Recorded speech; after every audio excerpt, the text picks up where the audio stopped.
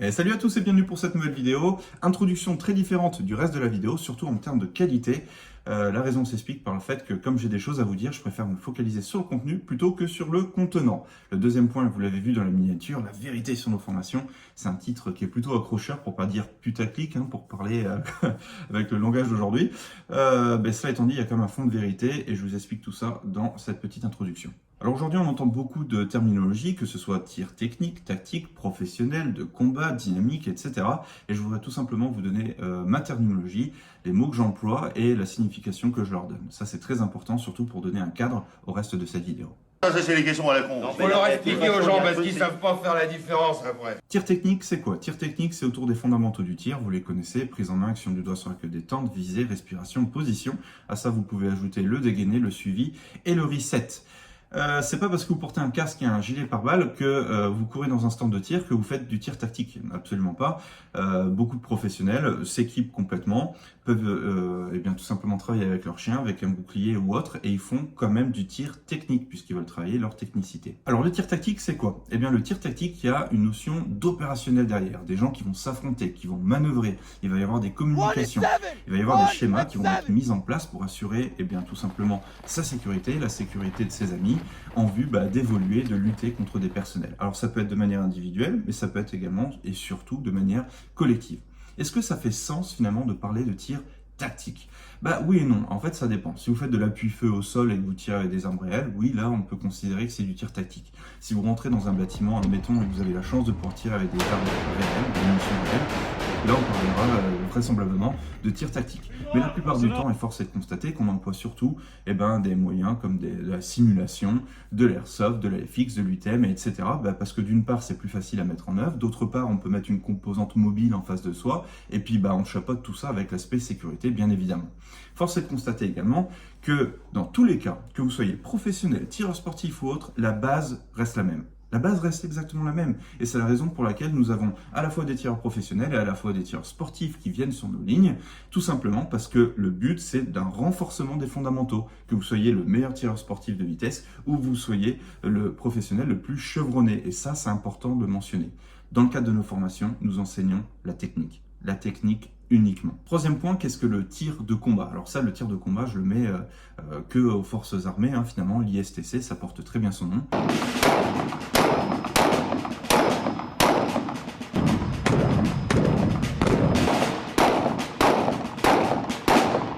Le tir dynamique à présent. Alors cette catégorie-là de tir n'appartient ni au tir sportif, puisque là on ne cherche pas un ratio, vitesse, point, ou on ne cherche pas à être derrière une tablette de tir à 25 mètres et tirer. Et de l'autre côté, on n'est pas non plus sur du tir tactique, / professionnel, parce qu'il n'y a pas un but opérationnel derrière. C'est simplement courir, bouger, tirer, etc. Alors nos amis suisses connaissent bien ça, puisque eux, ils peuvent le pratiquer. En France, lorsque vous avez une arme qui est acquise et détenue à titre sportif, vous devez l'utiliser dans un cadre sportif. Et le tir dynamique ne rentre pas dans cette catégorie-là. Alors qu'est-ce que je veux dire par là? Quand vous avez une arme, vous avez une responsabilité, qu'elle soit en termes de sécurité, qu'elle soit en termes de manipulation. Et puis d'autre part, si vous avez envie de vous faire plaisir et tirer avec précision, c'est la raison pour laquelle vous allez vraisemblablement chercher à vous faire former. Et c'est là où nous, on entre en jeu. Et la raison pour laquelle nous avons des professionnels et des civils qui viennent sur, par exemple, nos formations simulateurs ou en Suisse, dans le cadre de nos formations, c'est tout simplement parce que nous avons un schéma pédagogique, que nous avons une manière d'enseigner, et le but étant simplement de se focaliser sur la technique. Tireur professionnel chevronné, tireur civil, peu importe, la base reste exactement la même. Et c'est ça que vous devez comprendre. C'est qu'en fait, en réalité, il n'y a aucune différence lorsqu'il s'agit d'avoir une arme en main et d'appliquer des tirs. En fait, il y a des spécialisations autour en fonction de votre domaine de compétence ou votre métier. Prenons par exemple des professionnels qui vont être amenés à bouger sur le terrain ou d'autres qui vont être amenés à bouger sur un terrain dans un but sportif. Et certains qui veulent tout simplement bouger et tirer dans un but dynamique. Chacun va venir se spécialiser en fonction de ce qu'il a envie de faire, mais la base reste exactement la même. Et devinez quoi? Pendant nos formations, on ne s'adresse qu'au tir technique, à ceux qui veulent améliorer leurs compétences, s'améliorer, que ce soit en précision, en vitesse ou autre, ou tout simplement pour avoir des schémas pédagogiques. J'espère que cette introduction, un petit peu longue, j'en suis désolé, vous aura permis d'un petit peu, tout simplement, de vous faire une meilleure idée de quels sont les types de formations que nous donnons, la terminologie que l'on emploie, parce que pour nous, c'est vraiment important, de manière à ce que vous ayez une idée assez claire de ce que l'on fait chez la Rata qui colle. Voilà, je vous souhaite un bon visionnage à tous, et à la fin de cette vidéo. Salut à tous et bienvenue pour cette nouvelle vidéo. Aujourd'hui, c'est l'opportunité de vous présenter officiellement nos formations pour tout public sur simulateur de tir.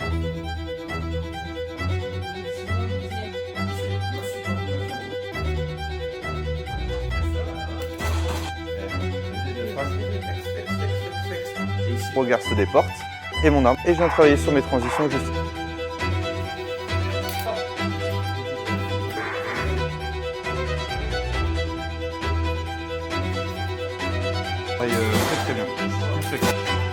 Très bien. Bien, hop.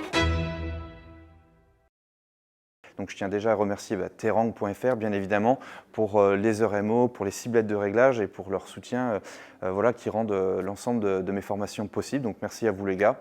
Les deuxièmes que je souhaiterais remercier également, ce sont Keyvent. Alors Keyvent, je vais vous le montrer, c'est notamment avec les poignées dynamométriques qui permettent finalement pour nous de tester pas mal de choses sur le grip. Les troisièmes, c'est Gaze Intelligence. Ça, c'est pour les lunettes de eye tracking. Grâce à eux, aujourd'hui, on a pu faire un gros upgrade en termes de technologie et permettre de tracer finalement l'endroit où regardent nos stagiaires. C'est notamment pas mal sur les phases de transition, j'y reviens juste après. Et enfin, un gros remerciement également à Dans le Viseur, que vous pouvez trouver également sur Instagram, qui sont les représentants France de Lasershot, avec lesquels nous collaborons dans le cadre de nos formations. Et d'ailleurs, si vous avez un soutien à faire pour soutenir nos policiers, notamment pour les blessés, pour ceux qui souffrent de PTSD, Action Police Solidaire, c'est l'association avec laquelle ils travaillent étroitement. Bref, allez-y, jetez un coup d'œil et n'hésitez pas à faire un don. Il est temps de débuter cette vidéo et pour ça, je vais vous faire une petite présentation de ce que l'on fait lorsque vous êtes en formation sur simulateur. Allez, venez avec moi.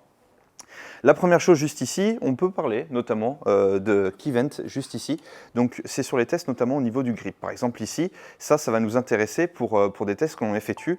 Donc ici, je viens établir un grip et je viens simuler une action du doigt sur la queue détente. Et là, on peut le voir. Donc en gros, ce qu'on ne voudrait pas voir, c'est des choses comme ça. Et là, ici, ce qu'on voudrait voir, c'est plutôt ceci. Vous voyez? Donc ça nous permet en fait de tracer avec précision exactement les mouvements de votre doigt, de votre grip sur une poignée. Donc pour ça, on peut étudier, on peut faire des comparatifs, on peut main gauche, main droite, main support, main forte, etc. C'est fabuleux, c'est un outil qui nous a vraiment fait gagner du temps et de la compréhension dans le grip pour nos étudiants. Voilà, donc 5, voilà. Vas-y, quand tu veux. Ok. Ok. Relâche, tu reprends dans 3 secondes. Vas-y. Ok. Ok. Deuxième point juste ici, on utilise le système Laser MO. Le Laser MO va beaucoup nous servir, donc notamment avec les lunettes de eye tracking. Donc ne rigolez pas, je vais les mettre sur les yeux de cette façon-là. Et juste ici, ça va me permettre finalement de pouvoir tracer avec précision le mouvement oculaire, tout simplement. Je viens tout simplement mettre un petit peu de record de cette façon-là, juste ici. Et donc à ce moment-là, je mets ça dans ma poche. Et je viens effectuer des manipulations, comme là, vous allez pouvoir le voir. Donc très concrètement, je suis ici, je viens regarder ici mon écran, donc là maintenant, peut-être que vous allez voir, je viens ici, je viens frapper la cible, je déporte mon regard et je viens frapper mon autre cible. Je recommence juste ici, je viens frapper, je déporte mon regard, je frappe, et ici maintenant, je vais commettre l'erreur, c'est-à-dire frapper et bouger en même temps, de cette façon-là. Et ce qu'on va constater juste avec l'application de cette façon-là, donc je vais rouvrir l'application, juste ici, je mets stop, et donc on a la possibilité juste ici d'aller regarder, donc c'est fabuleux quand même aujourd'hui, et notamment sur les scénarios pour les policiers, on va avoir la possibilité de voir s'ils observent au bon endroit. Voilà, rappelez-vous, les mains sont l'action, les yeux sont l'intention. Donc ici, et là je vous mets la petite vidéo de cette façon-là. Donc je vais couper le son, juste ici. Et donc à ce moment-là, regardez bien, cible de gauche, cible de droite, je viens, je frappe, mon regard se déporte, et mon arme vient bouger. Vous voyez, c'est fabuleux comme outil. Ça, franchement, ça nous fait une grosse différence. Et rappelez-vous, à la fin, j'ai fait l'erreur, j'ai bougé les deux et c'est absolument ce qu'on ne veut pas voir. Donc ça, c'est le type de choses que l'on peut faire avec des lunettes de eye tracking. Mais bien évidemment, vous comprenez bien, dans le cadre de votre formation, on va beaucoup plus loin que ça. 1, 2, 1, 2. Et que ça soit global, c'est-à-dire que tu peux en une rep y arriver et les reps d'après. Et donc du coup, nous, exercice. Deuxième point, et vous le connaissez bien, Aim Assist. Donc Aim Assist, ça va me permettre juste ici sur l'écran, regardez bien, j'apparais, mon squelette apparaît, et regardez, je vais travailler sur les ciblettes laser ammo juste ici, bonne position, et je viens travailler sur mes transitions juste ici. Je recommence, et je recommence. Et ça va me permettre, regardez, de corriger ma position, si ma position n'est pas la bonne, de tout simplement, comme vous pouvez le constater, juste ici. Mets un tout petit peu de cuivre arrière et cherche ta jambe avant. Boum, impec. Donc ça, c'est un outil, honnêtement, qui est formidable. Les petites ciblettes, pourquoi? Parce que vous les déployez chez vous à la maison, vous travaillez, et puis si vous utilisez AIM-A6, vous corrigez vos positions, etc. C'est le top du top. Pareil, on utilise pas mal de petits outils, des anneaux que vous pouvez trouver chez Decat, on emploie également des blaze pods, enfin bref, c'est vraiment un atelier qui va vous permettre de progresser. Vous le voyez, il y a des cerceaux partout, il y a des ballons également pour l'équilibre, etc., pour créer des zones d'instabilité. Pied droit bleu.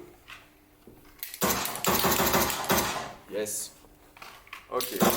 Pied droit jaune. Bien. Bref, c'est vraiment le top. Vous avez les jalons pour les positions intermédiaires, hautes, basses, etc. Tu fais ça, hop, bien, ça.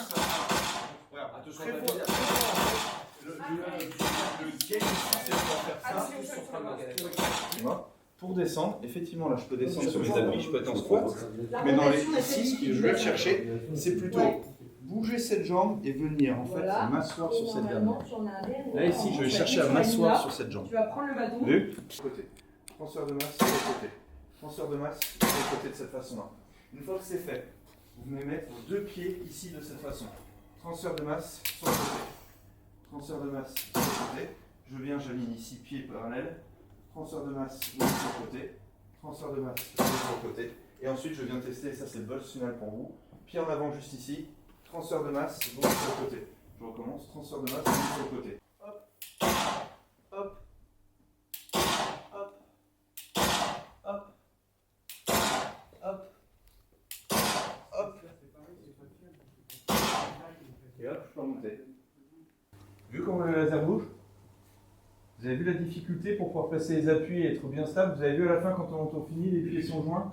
Et je bouge de cette façon. Hop, hop, etc. Et ça, généralement, ceux qui font des sports d'opposition, ça, ils se connaissent bien en fait. C'est des choses sur lesquelles ils sont assez habitués.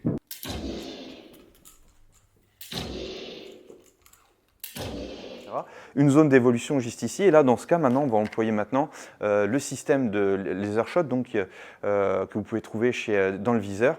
C'est vraiment une des grosses références en termes de simulation dans le tir, qui est extrêmement précis, qui est extrêmement fiable et qui va vous permettre tout un tas de choses qui sont vraiment très très bien, notamment sur des aspects cognitifs qu'on aime beaucoup. Donc prenons par exemple un exemple très concret.